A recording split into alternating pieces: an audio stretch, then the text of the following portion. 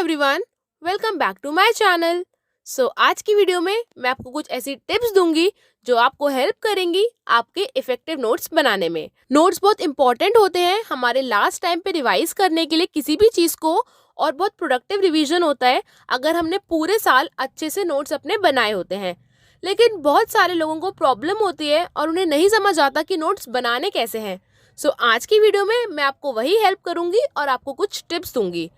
देखो क्या होता है कि लास्ट टाइम पे जब हमारे एग्जाम्स बहुत पास होते हैं, ये एग्जाम से एक दिन पहले बहुत डिफिकल्ट है कि हम पूरी पूरी मोटी बुक्स को उठाएं और उन्हें पढ़ें फिर से या फिर से रिवाइज करें।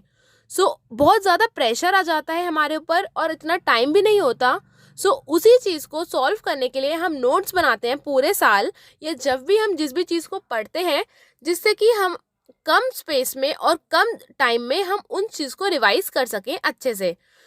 बहुत इंपॉर्टेंट है नोट्स बनाना, और अगर आप इन टिप्स को फॉलो करोगे तो आप भी बहुत अच्छे से अपने नोट्स को बना पाओगे। देखो क्या होता है कि जब हमारे पास कोई मोटी बुक है, हम उसे मैक्सिमम 1 या 2 बार पढ़ पाएंगे। बट वही अगर हमने अपने नोट्स के फॉर्म में उसको कंसाइज करके कहीं लिख दिया है, तो हो सकता है कि हम उसको ज़्यादा बार रिवाइज कर पाएँ, और जितनी बार हमारा रिवीजन होगा हमें वो चीज़ उतनी ही अच्छे से लर्न रहेगी लंबे टाइम तक के लिए। इसलिए नोट्स काफ़ी इंपॉर्टेंट हो जाते हैं। Without wasting any time, let's get started with some of the tips which I am going to give you today. And yeah, before starting the video, if you are new to my channel or if you haven't subscribed to it, then please consider subscribing, and let's begin. The first step is you have to write your notes in points form. आप कोशिश कीजिए कि आपके जो notes हैं आप उन्हें points के, डायग्राम्स, टेबल्स, फ्लो चार्ट्स, इन सब के फॉर्मेट में ज़्यादा लिख रहे हो, और आप थ्योरी को अवॉइड कर रहे हो, क्योंकि थ्योरी के लिए तो ऑलरेडी हमारे पास बहुत सारी टेक्स्ट बुक्स हैं जिनके अंदर अच्छी खासी थ्योरी लिखी हुई है। थ्योरी याद करना बहुत मुश्किल हो जाता है। वही अगर हम सेम चीज़ पॉइंट्स के फॉर्मेट में लिखेंगे तो वो हमें ज़्यादा लंबे टाइम तक याद रहेगा। इसलिए नोट्स को आप पॉइंट्स के फॉर्म में लिखिए, और बहुत टू द पॉइंट और कंसाइज चीज़ें ही उन अपने नोट्स के अंदर आप लिखिए। My second tip is your notes should be concise and colourful. आप अपने नोट्स को जितने ज़्यादा कंसाइज, शॉर्ट और टू द पॉइंट रखोगे, आपको उतना ही इफेक्टिव होगा चीज़ों को लर्न करने में फॉर अ लॉन्गर टाइम। आप उन्हें मेमोराइज कर पाओगे। आपने सपोज करो कोई टेक्स्ट बुक पढ़ी, अब उस एक पैराग्राफ में से आपके पास जो भी एक्सट्रैक्ट निकलता है 1 या 2 लाइन्स में, आप वो अपने नोट्स में लिख दीजिए। आपको पूरे पूरे पैराग्राफ्स को कॉपी नहीं करना है, और कोशिश कीजिए कि अगर आपका छोटा चैप्टर है तो 1 से 2 पेजेस में, या फिर अगर आपका बड़ा चैप्टर है तो मैक्सिमम 3 पेजेस में आपका एक चैप्टर खत्म हो जाता है, और आपके जो नोट्स हैं वो इसी तरीके से काफ़ी शॉर्ट और इफेक्टिव। और आप ट्राई कीजिए कि आप अपने नोट्स बनाते टाइम कलर्ड पेन्स या कुछ ऐसी चीज़ें यूज़ कर रहे हो जिससे कि आपके जो नोट्स हैं वो इफेक्टिव हैं।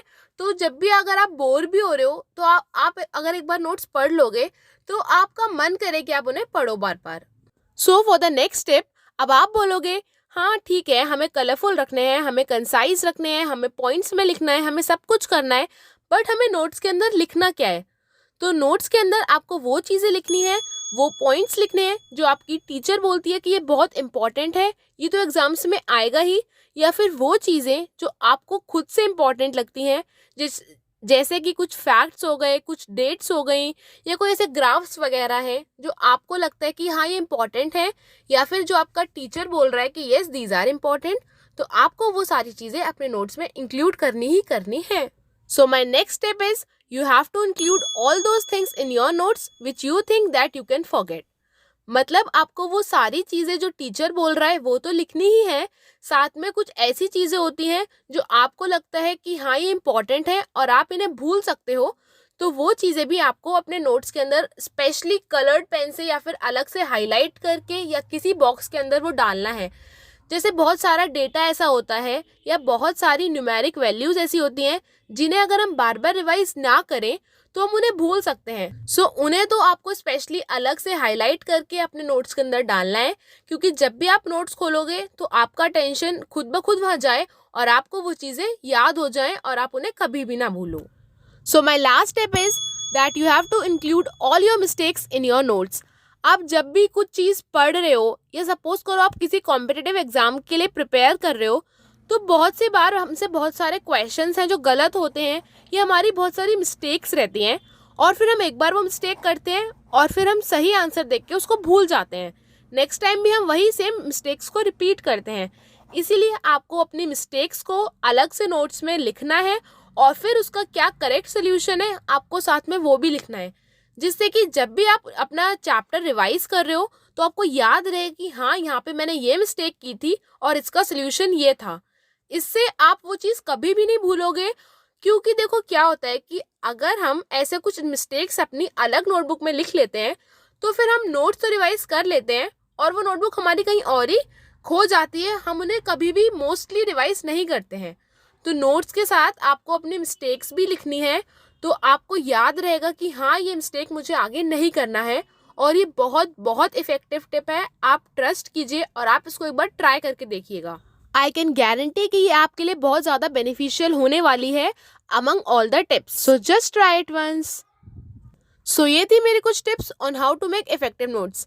I hope that this video will be beneficial to each one of you, and if you find this video useful, then please do hit like button, share it among your friends, and please subscribe to my channel if you haven't subscribed it yet. और comment करके ज़रूर बताना कि आपको next video कौन से topic के ऊपर चाहिए। Thank you so much for watching.